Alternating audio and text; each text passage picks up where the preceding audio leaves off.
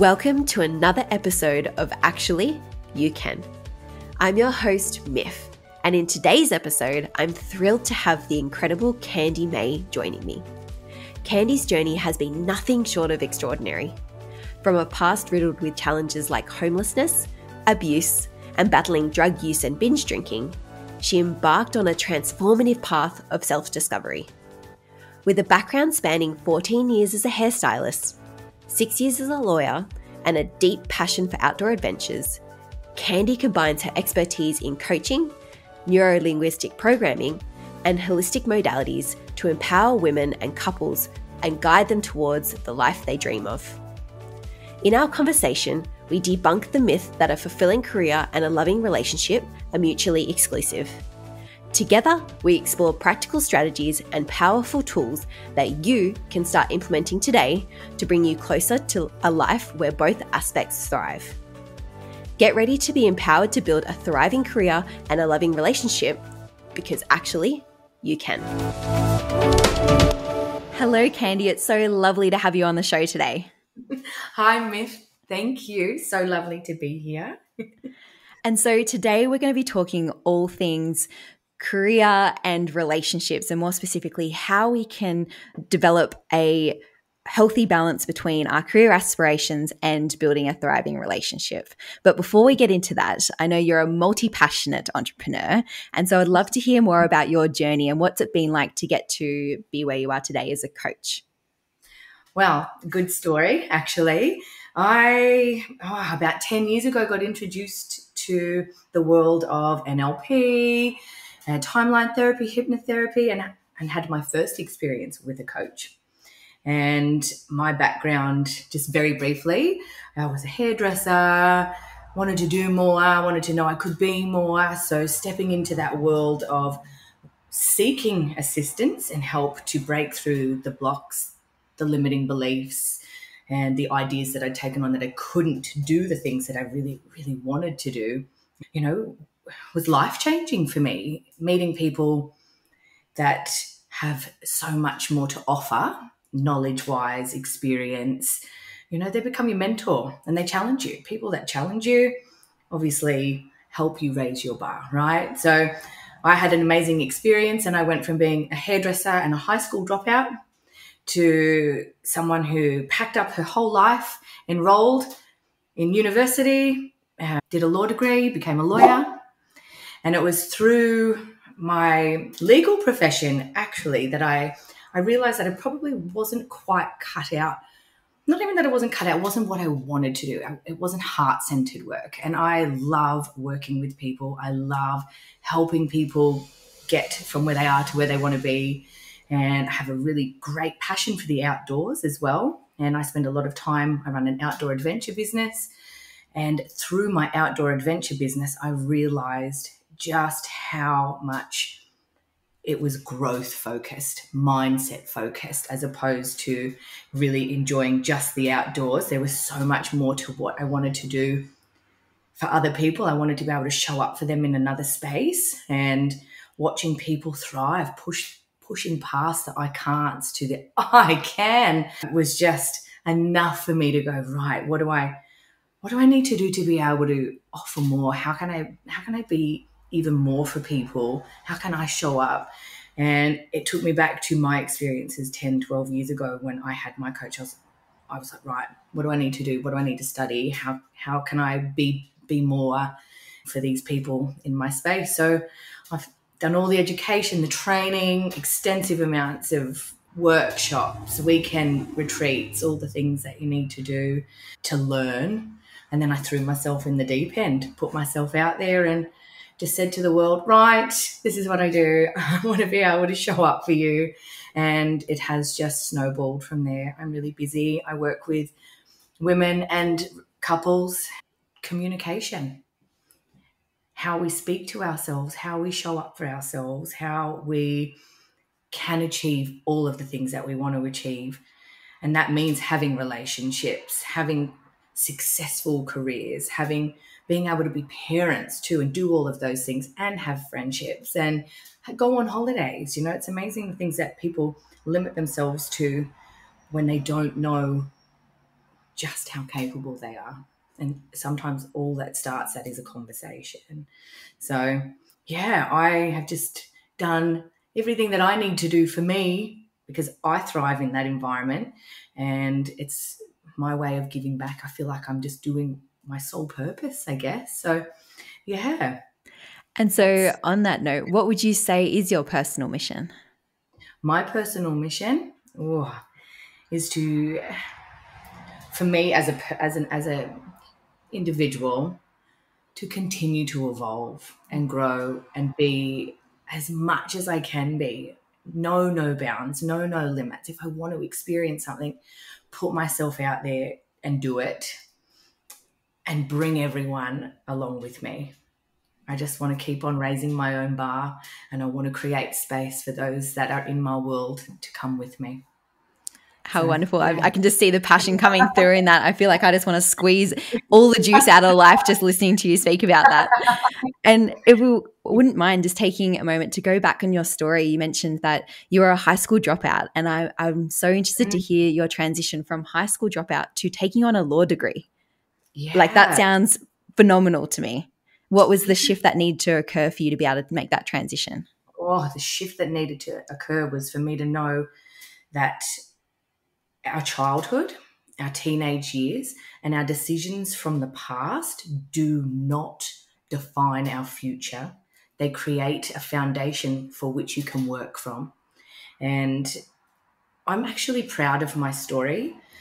I used to have a lot of shame attached to the fact that I had a troubled teenage period. I was a little bit naughty, and I made some pretty interesting decisions, but life wasn't always fabulous, and that's okay.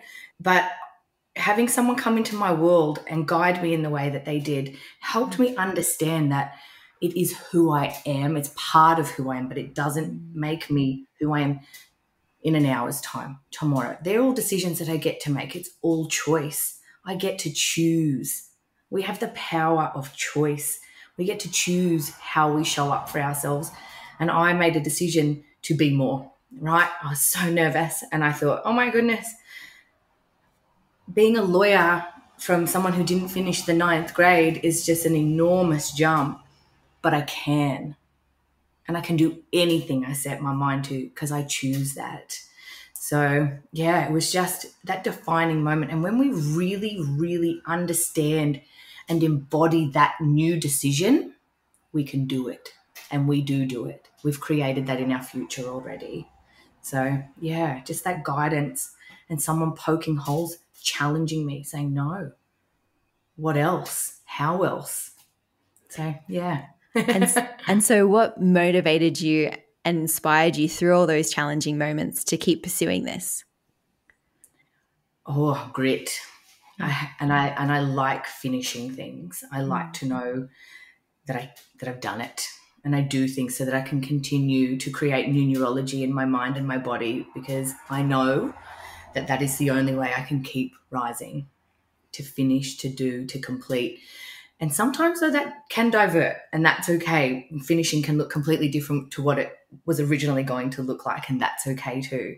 So yeah, just knowing that it's what I felt for me as an individual that needed to happen, was for me to face all the adversity, to deal with the challenges usually created by my own limiting beliefs and fears, and just continue on regardless of the struggle, and know that every day is a new day and I get the choice to choose how that pans out.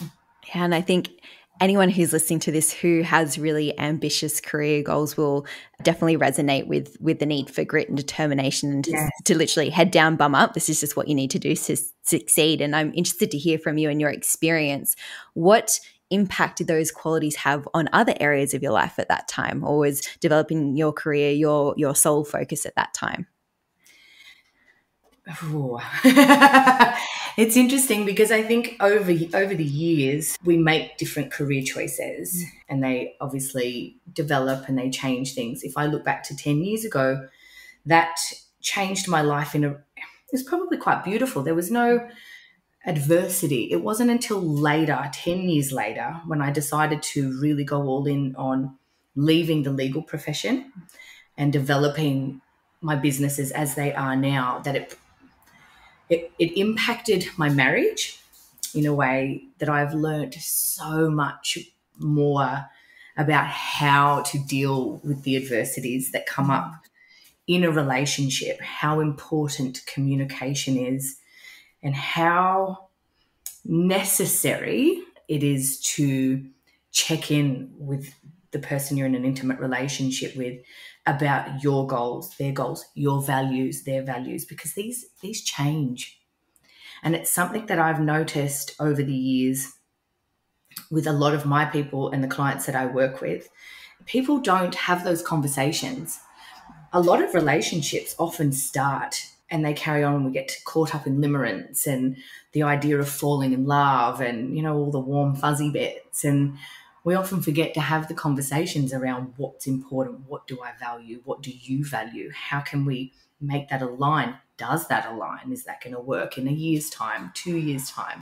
So it's so important for that conversation to occur early, I believe. Even in the limerence stage, I know it's kind of dry.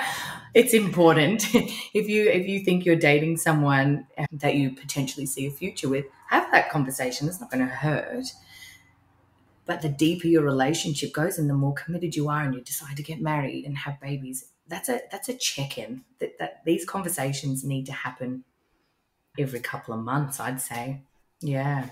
Like the deeper versions of that. Yeah, 100%. And I agree. Communication is key. And it sounds so simple. Like you just say, just talk, just have a conversation. And we know that it's not always easy to have that conversation. So I'd love to hear from you. For what reasons could someone be challenged and struggle to have these sorts of conversations? And what do these conversations need to look like? Oh, okay. A lot of the challenges people face are communication styles, right? We all receive information differently and we all express information. It's sort of like similar to like our love languages, right? We all have our ways of expressing and receiving love. Communication is the same, and we're all sensory, we're auditory. Some people hear things better. Some people like to read things. They're more visual. Some people like to express by the written word, or some people like to have a conversation. So it's understanding your own communication style and understanding how your partner receives and gives information too, so that there's an understanding of how to give and receive. Now, those conversations need to, I guess, they need to be comfortable and you need to feel safe. And I think sometimes it's okay to even ask for help, because when we're talking about big goals and setting smart goals in a relationship, they can look very different for people too. So it's understanding how you can do that in a way that you can agree and there's no conflict and someone feels hurt. We want to feel heard and seen, right? So conversations like that need to be, what is it that you want from now? Am I meeting your needs? What are your needs? And this needs to go both ways. And I always say too, one person talks at a time, and you finish one subject, one topic, and you finish it. You don't digress. And if you start to digress, pull it back in. Start with what's important to you right now. Has anything changed from our last conversation? Are your career goals different? Sometimes you'll find people will get married or they get together and they are both very career oriented. And then one of the partners wants a baby or wants to move or whatever, but they're not, and they're getting frustrated. So it's checking in with, has those things changed for you? Is what you're finding important in life different from what it was when we first started dating or when we first got married? Yeah, values, what we find important in all areas of our life change as we experience things, right? So that needs to be a conversation that needs to happen regularly. So it's asking, what is important to you about this right now in this part of your life? Are your needs being met? My needs might not be being met. I think if this was to happen, I would feel better about that. And feeling safe in being able to express how you feel without any attack mode. So it's all like I language, right? I feel, I'm experiencing, and how do you feel? And putting it back on them so that they can respond in a way that's just, comfortable and at ease. Did that answer that question? Yeah, definitely did. So what I'm hearing in that is it's being firstly aware of your own communication style and how you communicate, and then acknowledging that your partner may or may not communicate differently and being Yeah, respectful of that, and yeah, making sure that in the communication both people feel seen and heard.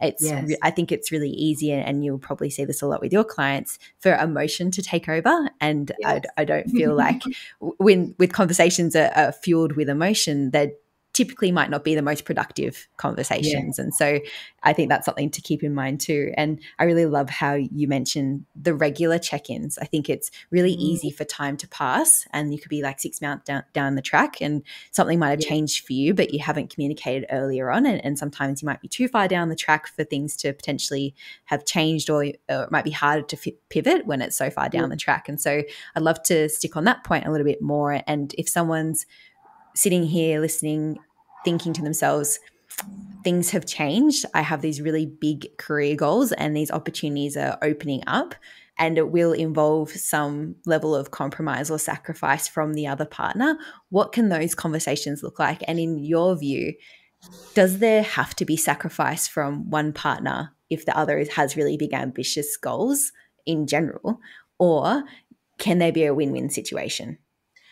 I think there can be a win-win situation. And I think there's compromise. And I think compromise doesn't have to mean you're sacrificing who you are and what you value. And I really do think that really does just come back to having a conversation that covers your needs, your wants, expectations, right? We have expectations, and sometimes it's really good to be able to blow the lid off them, because that way you can both experience the new change that can come with someone's big career aspirations, and you can both experience that in a new way, right? So it's blowing the lid off. It's being open to change, and looking at all sides of it. Will this have any negative impact?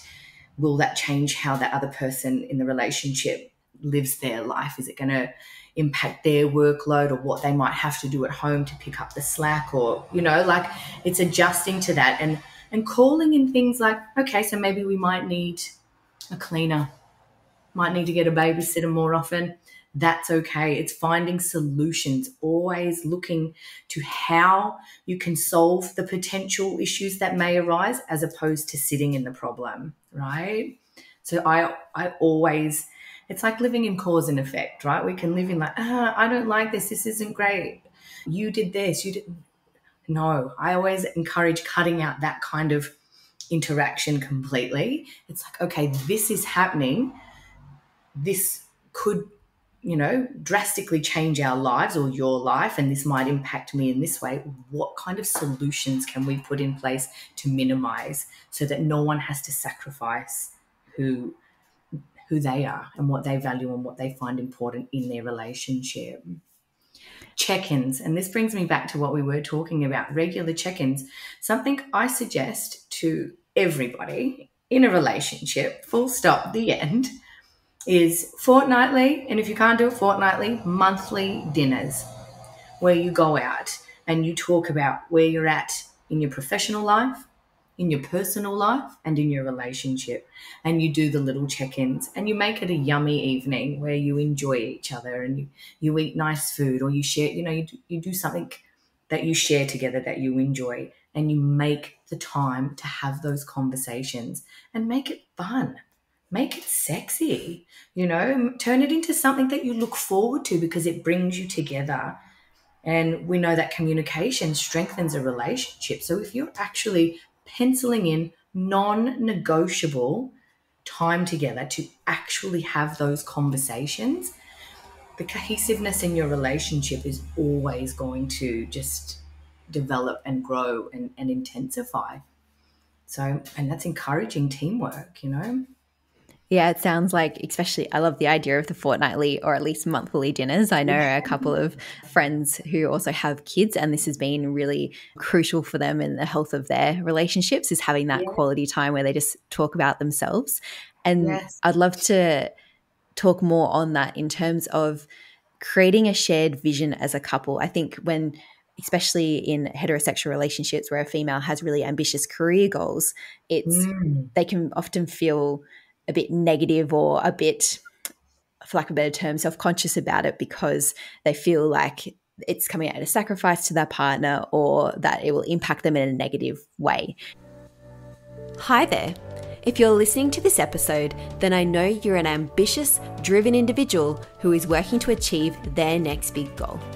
If this is true, then I'm running a free masterclass in May that you're not going to want to miss. In this masterclass, we'll be discussing 5 ways you can identify your strengths to uncover your unique magic and increase your levels of fulfillment and performance at work. For more information, head to the show notes of this episode. I look forward to seeing you there. And so I'd love to hear from you. How can ambitious women in heterosexual relationships create a shared vision with their partner where both feel empowered? Oh, I like that. That's a good question. I think women, this might be a little bit sort of off topic in a way. We often operate when we are driven and ambitious, right? We're often operating from our masculine energy. So when we learn as a woman to operate from both our feminine and our masculine and understand what that needs to look like, and for every woman that's different, right? When we can understand what that needs to look like, we then create like an energetic space that shifts the paradigm in our relationships anyway. Because we don't want to emasculate our partners in a heterosexual relationship. We want to empower them. We want to still make them feel like they're the man, right? Because they are. We want that. We want them to feel like that. And we're the woman. And we're soft and we're nurturing and we're nourishing. But that does not mean we can't be successful and really good at what we do. So when we operate from a space of compassion and empathy and love, it creates a different space and it changes the way we have our conversations with our partners as well. So, rather than that assertive, somewhat aggressive nature that the masculine energy can take on, it's stepping back and going, right, I can do all of these things. I want to achieve this in my career. And I want to come at that from the feminine. So the softer side. We can do anything, right? And I love that. And we're empowering our men in that space to still feel like they can be what they need to be. And it comes back to having that conversation. But yeah, men will always want to feel like they are the man. So it's about creating a space, having that conversation and understanding what his needs are and how you being a career woman could potentially impact that and coming at that with a softer energy. The yin and the yang, right? Creating equilibrium in the energy of our relationships. Yeah. Yeah, I would love to stick on this a little bit longer and talk about polarity in relationships and just how important it is and what happens when there is the disconnect. If you've got 2 people sitting in their masculine energy or 2 people sitting in their feminine energy, would love to talk more about that and perhaps take a step back from that, be more descriptive of what actually is masculine energy and what is feminine energy for people who might not be aware of these 2 concepts as well. Well, it's very interesting actually, because we look at the yin and the yang and we look at the light and the dark. The women, actually the dark, a lot of people don't know that, and we're the yin, and the men are the light. But women, generally speaking, we're soft, we're nurturing, we are compassionate, we're sensual, we're sexual, we're homemakers, we're nurturers. Men, on the other hand, are more logical, they're rational, they are the light, they're the calm as well. They're also quite calm, even though they do come in with the fierceness, the protector. So it's about finding that harmony, because we can't operate as individuals when we don't have harmony within ourselves. So when we're in a relationship and there's two strong masculine energies, it's competitive, right? You've got two people seeking to be in the same space. And now I'm all for equality, right? But it doesn't have to mean we have to be the same. Does that make sense? Because we hold our own power in a different way, and it looks different and it feels different and it sounds different. So women, we're soft. You know, when you think of sales, over the last like 20 or 30 years, sales are really driven by masculine energy. And in the last couple of years too, you might have noticed with just even the things that you see in ads or on Instagram, people selling things, there's softer methods now. Women are coming through and they're like, right, I can have a conversation. I don't need to hard sell you. I don't need to come in and just boom, boom, boom, boom, boom with facts and, figures and whatever. I can come in and tell you how I can bring you value. I can ask you what you need from me. I can see that there's some things going on for you. Let's find solutions. Let's hold space, So it's changing the energy in which we approach our conversations and how we interact, all of that. Sometimes we need to be in our masculine as women in certain situations, but it's also knowing that we don't have to stay there. It's all just a part of how we operate. Does that make sense? I think I kind of went off on a tangent. It's a wonderful tangent. And you mentioned lastly there that women don't have to stay in their masculine energy. And I think it's really common if you have a really fast-paced, hectic job that requires a lot from you, it might require you to be in your masculine energy for the majority of your day. Yeah. I would love to hear from you. What are some ways, if you are looking to create that polarity in your relationship, and as a woman, you're thinking, hey, I need to step more into my feminine in my relationship. I'm being a bit of a hard ass because that's what I need to be at work. What are some strategies that a woman can do to step into her feminine energy when she's in her relationship? Well, first off, put herself first. Yeah. Women, and I think mothers in particular too, are always putting themselves last. I think for a woman to really step into and really claim her femininity, it's so important for her to know that she's important, and you cannot fill or pour from an empty cup. So taking quiet time, doing soft, nurturing things, buying yourself flowers, taking the time to go and do soft, gentle movement, spend time with other women, have conversations, do a yoga class, go for a nature walk, book yourself a weekend away by yourself, go on a retreat, do all the yummy, gentle, loving things, and really watch the language that we speak to ourselves, how we speak, because we often do switch into that hard, fast-paced, busy masculine. It can even come back to like softening the way you speak. When you go home, switch off. Right, this is my at-home voice. This is my hat that I put on because I want to just be still. I want to be present. I want to be compassionate. I want to create an environment in my home using my energy that's loving and nurturing and safe. So embodying that, what does that need to look like for you, right? How? And some people, for everybody, it's different. I always have my little soft voice, and I wear a lot of pink. Everything in my home is soft pastel colors, and it's the gentle, it's the light and airy and fresh and soothing. And I love that because it brings me my balance, especially because half of what I do for my work, especially being in the outdoor adventure space, requires that I'm on and I'm just busy and I'm worried about everybody. And it is quite a masculine role in some ways. Not so much now, though. I would say there's a whole bunch of kick-ass women out there running amazing outdoor adventure businesses, and I love that. But yeah, it's so important for women just to know and embody what it feels like to be soft, to love themselves the most. When we really start to speak to ourselves as women with love, compassion, and empathy, it's energy. So it flows into everything that we do. All our interactions with our spouse, our children, the people around us. Yeah, love, energy. We're magnets. What we put out, we get back. So if you need to create that in your home, figure out what that is for you. What does that need to look like? What does that need to sound like?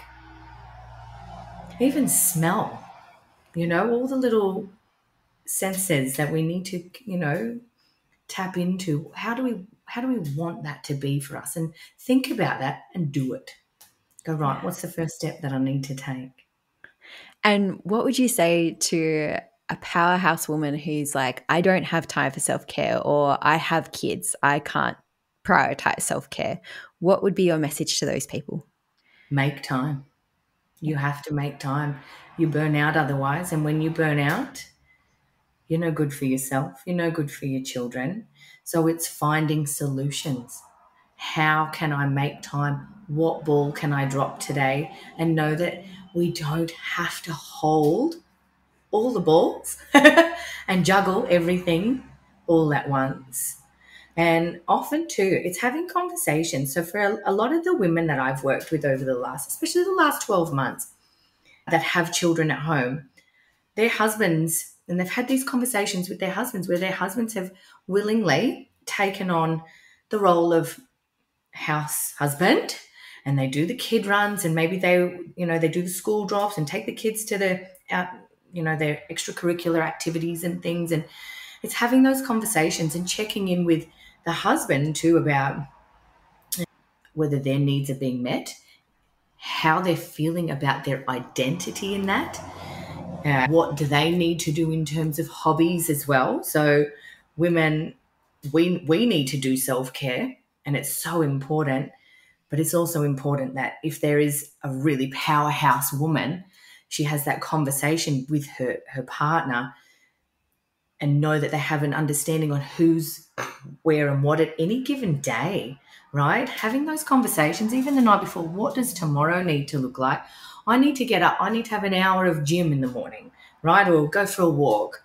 And then the husband says, okay, so I would like you to be home from work tonight because I've got this activity. And that way you're creating a space where she's getting her hour of self-care because he's going to do the children's stuff. And he's asked her, right, I know you're a powerhouse career woman, but this is maybe one night a week that I need you home so that I can go and I can do my activities that keep me in my masculine and feeling like I have an identity. Yeah. That's so beautiful. I really like that approach. It sounds like it's what's important for you as a woman is also important for the man. It's just the way it looks is potentially different. They might not want a hot bubble bath, or maybe they do, but it's just giving each of the people in the relationship space to do what they need to do to feel like their best empowered selves. And so I would love to hear from you as well. If you've got two people in a relationship who are really ambitious with their careers, what does a fulfilling relationship look like in that sense? What can it look like? It can look like anything they want it to look like, right? We as humans have no limits. The only limits we have are the ones we impose on ourselves. So if we've got two powerhouse people coming together and they want all of the things, it's strategy. It's setting goals. It's actually checking in. Probably I would suggest more frequently.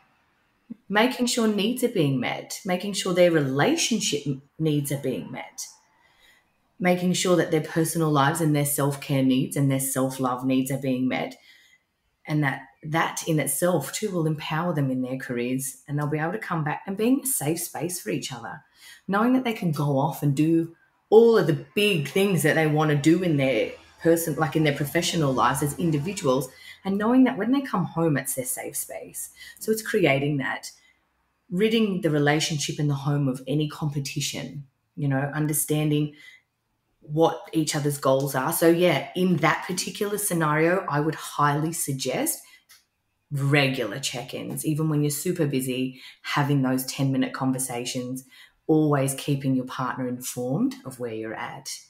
Because number one key in communication is understanding that we are not mind readers and we don't know unless we're being told, right?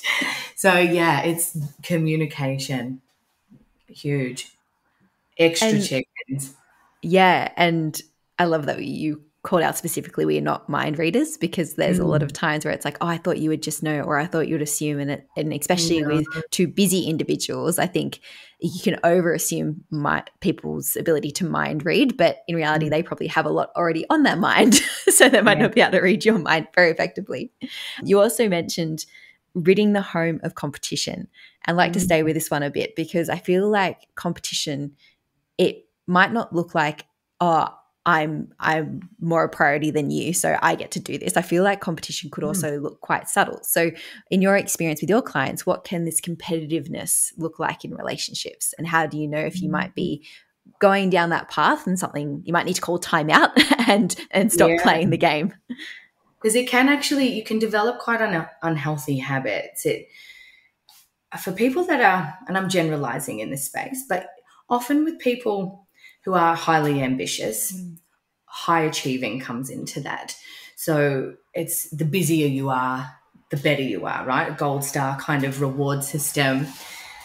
And that can lead to, well, I did this and I managed to do this at home and I've done the housework and I earn more than you and I this and this and this and, blah, blah, blah, blah, blah. And it becomes this slate of, I did this and you didn't do that. And that's when you start creating, there's conflict there, right? When you've got competition and you're feeling like you need to be better than, or you've done more and you've achieved more and you've helped more at home, or, it's having those conversations that create the structure and the strategy. Like, even what is our week going to look like, right? Who's doing these chores for the house this week? Having set things so that you can eliminate. And money, I think often can be a really big issue and can create competition. And that comes down to, and everybody's idea around money is different. So it's having very clear idea on how both of you feel about what money is to you as an individual and as a couple, because that can change, and how you view it as an individual can totally change how you give, receive, contribute in a relationship. So that can really cause competitiveness. So it's really finding a middle ground, something that you both agree to, how you contribute. So not only with your chores, but how you contribute financially, how that impacts the relationship, and how you can communicate about it. Because sometimes people can't even talk about it. So when we can't talk about it, that often can create conflict in a relationship as well. So it's for the other person who may actually be better at talking about it, it's trying to create a space for the other person to feel comfortable. And sometimes too, that means getting in a professional, get someone in that can help you talk about your finances, delegate, outsource, find resources that can help you find a middle ground and be able to articulate and communicate what it is that you actually need. And sometimes we don't even know it until we're confronted with those sorts of questions, right? So it's taking the time to go away and think about what your needs are so that you can actually articulate them, so that you're not competitive in that space. Yeah. And what's some questions that someone could ask themselves to better understand what their needs are in that sense? So I've had some examples in my own social space where it's like, oh, I'm good, like I'm totally fine. There's been a struggle to communicate needs. How would you help someone to discover what their needs are? So needs, wow, we all have needs, right? What feels good? What doesn't feel good? Think about the things. So I'd ask you, what triggers you? What are the things that your partner does that upsets you, makes you feel anger, hurt, sadness, fear, even guilt, right? Let's think about all of the negative reactions that you would respond to. Then I want you to think about, what is it that actually made me feel that? And is that something that ties back to a past experience? Okay, maybe in a relationship prior to that, someone had made you not feel like you contributed enough. And they made you feel shame around how much income you earned back then. Even though now you probably earn 10 times more and you're financially stable, we still hold on to old feelings of shame. So it's recognizing our reactions, our emotional responses, and sitting with that for a minute and going, okay, how is this a problem is it a problem or is it actually a need? Like often it's usually a reactive response. So it's eliminating the reactive response before going, okay, so what in my relationship makes me feel good? What are the things that light me up? What am I not getting?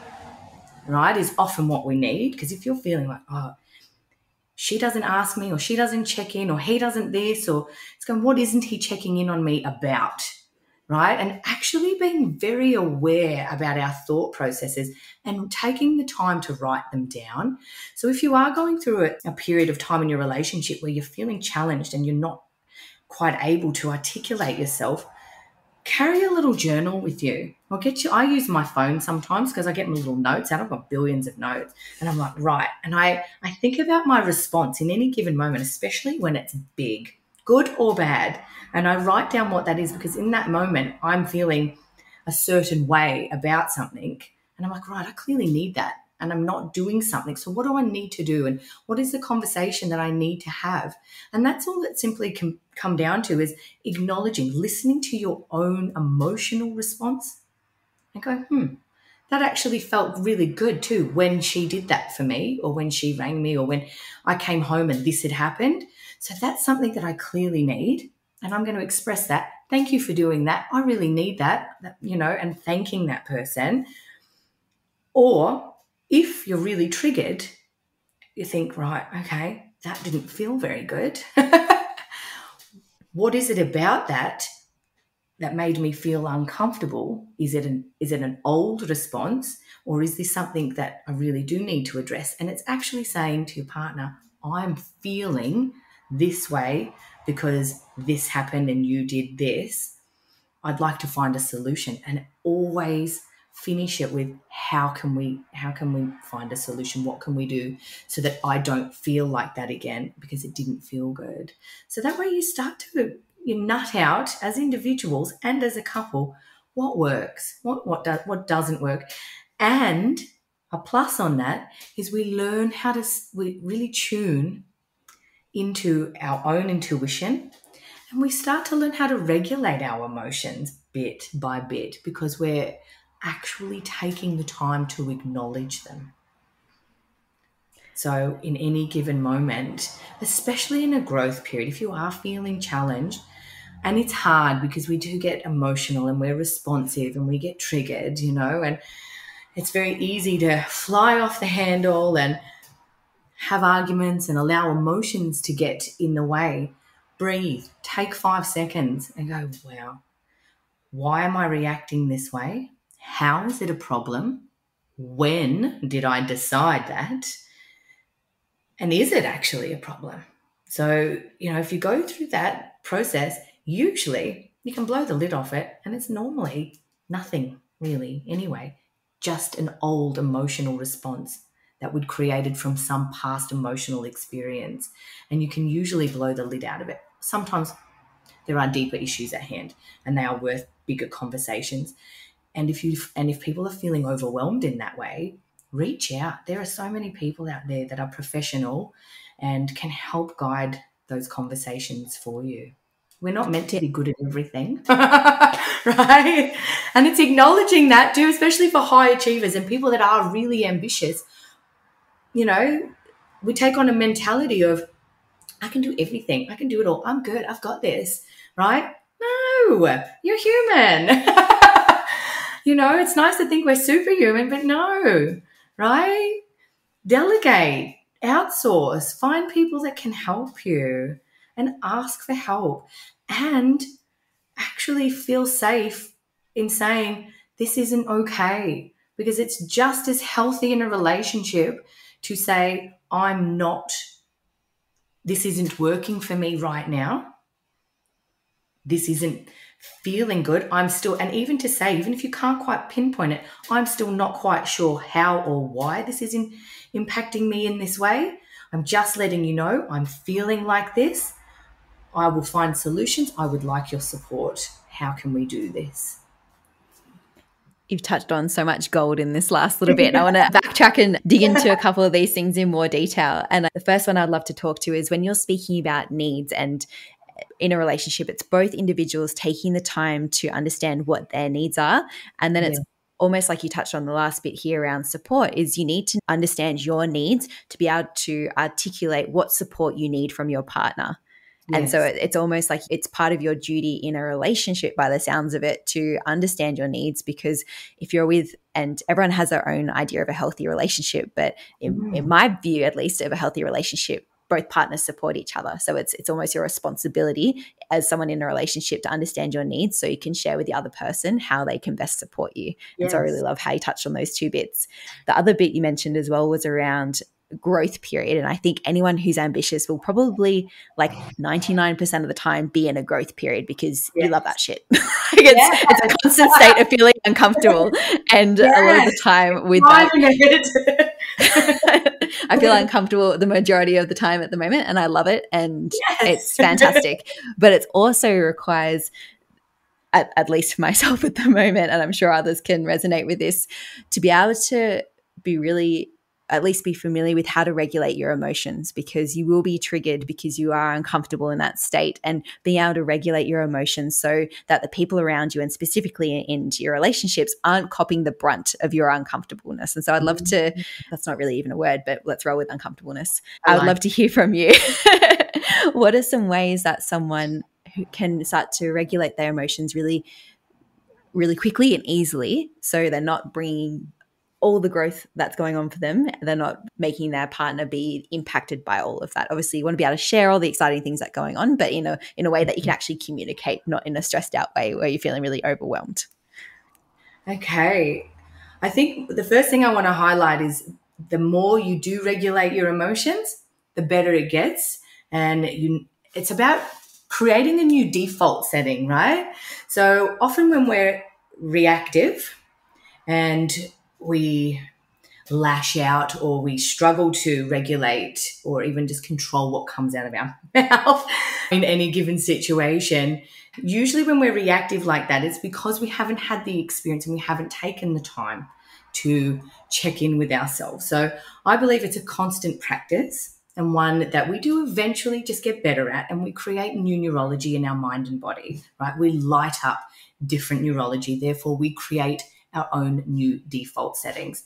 So first off, it's actually making a choice and saying, I don't want to be a reactive person. So in any given moment, so knowing, okay, right, I'm quite a hothead. What do I have to be to not be a hothead?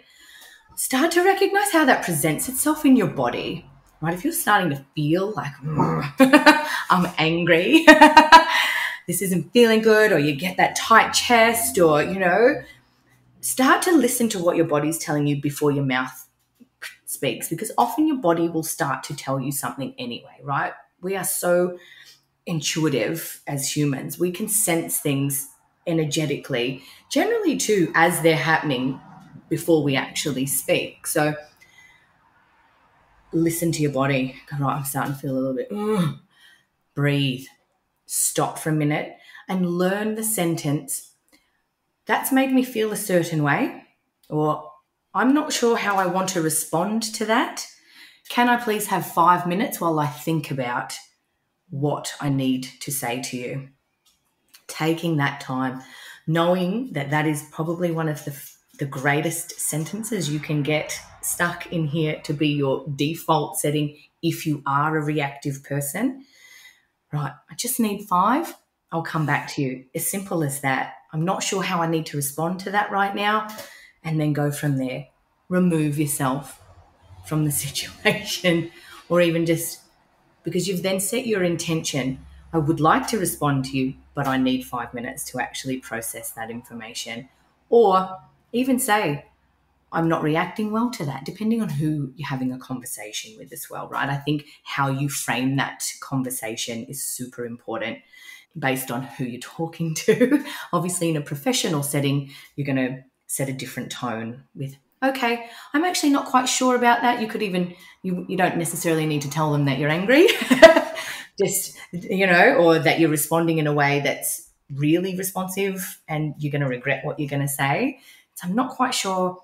I need to just think about that for 5 minutes. Let me get back to you, and just be like, okay, and then walk away and breathe, right? And think about And usually when you give yourself the opportunity, you can then tune in with, why am I reactive? It is coming back to those same simple questions. Why did I react? How is that a problem? When did I decide that's a problem?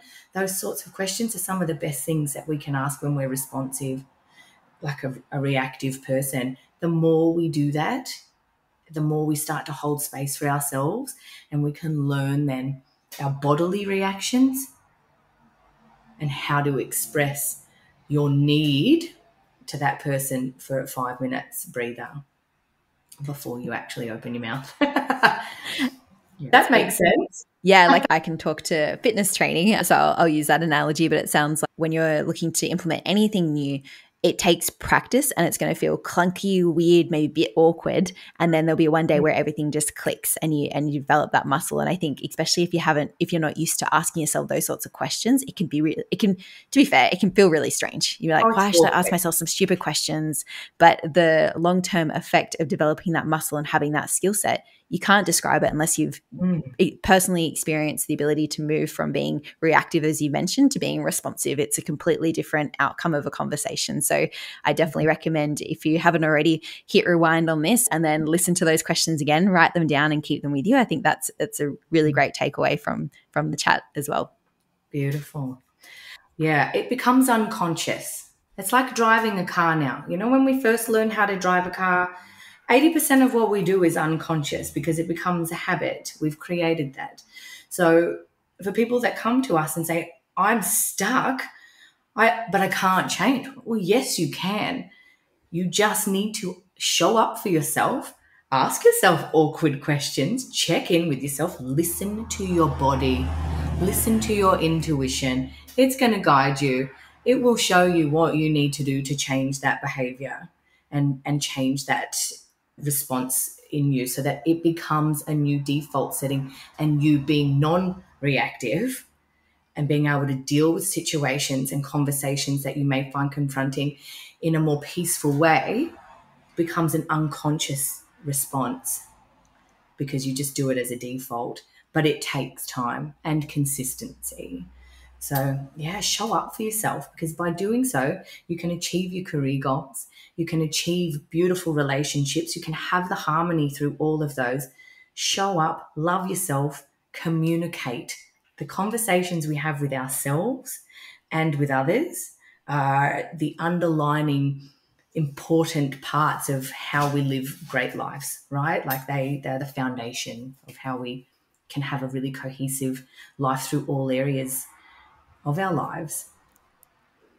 And you provide some really great tips there. And so I'd love to close this off by asking, what's something that someone listening here today can do in the next 24 to 48 hours to help move them towards a more fulfilling relationship while also kicking their career goals?